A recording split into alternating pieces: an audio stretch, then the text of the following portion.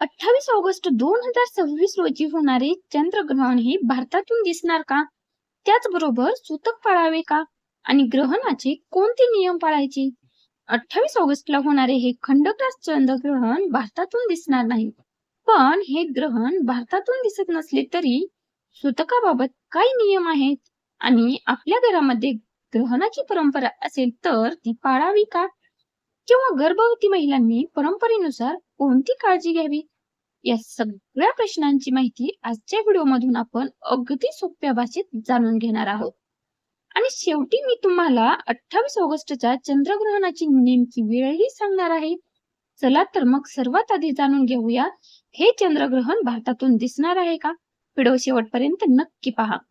सर्वात आधी जाणून घेऊया 28 ऑगस्टला काय आहे. तर अनेकांना वाटते की 28 ऑगस्टला सूर्यग्रहण आहे, पण तसे नाही. 28 ऑगस्ट 2026 रोजी चंद्रग्रहण आहे आणि हे खंडग्रास चंद्रग्रहण आहे. म्हणजे पृथ्वीची सावली चंद्राच्या काही भागांवर पडते. पण आता खरी आणि सर्वात महत्वाची माहिती पुढे. ग्रहणाची वेळ किती आहे? तर 28 ऑगस्टच्या या ग्रहणाची जागतिक घटना भारतीय वेळेनुसार साधारण वेळ सकाळी 6:54 सुरू होऊन दुपारी 12:32 आहे. मुख्य ग्रहण सकाळी 8:04 11:22 राहील आणि ग्रहणाची कमल अवस्था साधारण सकाळी 9:43 सुरू होईल. पण इथे एक गोष्ट लक्षात घ्या, ही भारतातून ग्रहण दिसणार आहे का? याचे अगदी स्पष्ट उत्तर आहे नाही. 28 ऑगस्टचे हे चंद्रग्रहण भारतातून दिसणार नाही. भारतीय हवामान विभागानेही ग्रहण भारतातून दिसणार नसल्याचे नमूद केले आहे. म्हणजे तुम्ही भारतात असाल तर त्या दिवशी आकाशात चंद्रग्रहण पाहता येणार नाही. आता सूतक लागणार आहे का? तर सर्वात जास्त विचारला जाणारा, ग्रहण दिसत नसेल तर सूतकाचे काय? ग्रहणाच्या सूतकाबाबत वेगवेगळ्या धार्मिक परंपरा आणि पंचांग पद्धती आढळतात.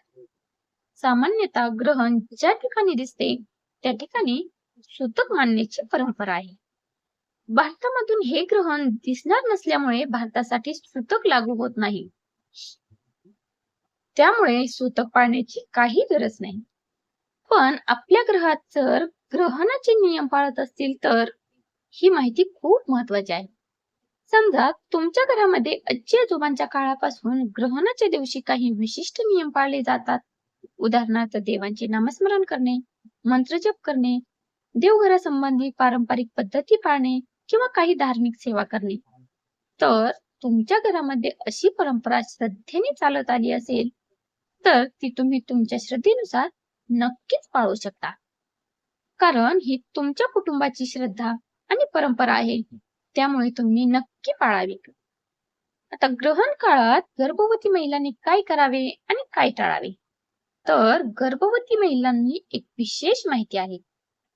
ग्रहणाच्या वेळी आपल्या घरामध्ये काही पारंपरिक नियम पाळले जात असतील तर ते नेमके काय आहेत?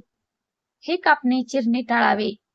आपल्या पारंपरिक मान्यतेनुसार ग्रहणाच्या काळात गर्भवती महिलांनी भाजीपाला, फळे किंवा कोणतीही वस्तू कापणे किंवा चिरणे हे टाळले जाते. त्याचबरोबर धार्मिक ग्रंथाचे वाचन करावे. ग्रहणाचा काळ अनेक कुटुंबामध्ये आध्यात्मिक साधनेसाठी योग्य मानला जातो.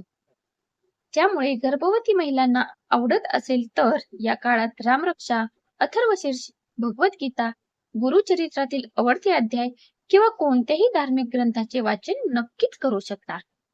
त्याचबरोबर नामस्मरण आणि मंत्रजप करावा. या काळात मन शांत ठेवण्यासाठी आपल्या श्रद्धेनुसार देवाचे नामस्मरण करू शकता. श्रीराम जय राम जय जय राम किंवा ओम नमः शिवाय किंवा आपल्या इष्टदेवतेचा आवडता कोणताही मंत्र शांतपणे म्हणू शकता. हा मंत्र किती वेळा म्हणायचा यापेक्षा मन शांत ठेवणे आणि श्रद्धेने नामस्मरण करणे खूप महत्वाचे आहे. शांत राहावे आणि विश्रांती घ्यावी. आता सर्वांना एक प्रश्न पडतो की देवपूजा करावी.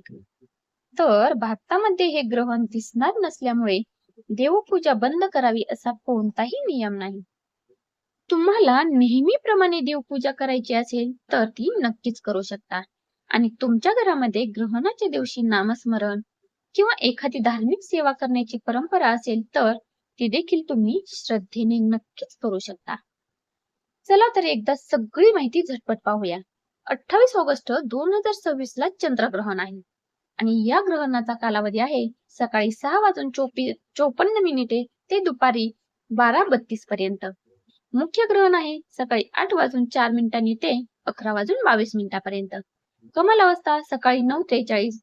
हे ग्रहण भारतामधून दिसणार नाही, त्यामुळे भारतासाठी सूतक लागू होत नाही.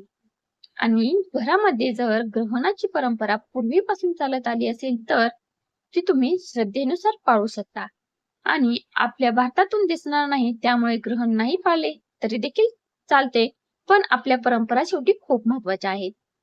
गर्भवती महिलांनी घाबरण्याची काहीही गरज नाहीये. आपल्या परंपरेनुसार तुम्ही ग्रहण पाळू शकता. हा जर व्हिडिओ आवडला असेल तर लाईक करा.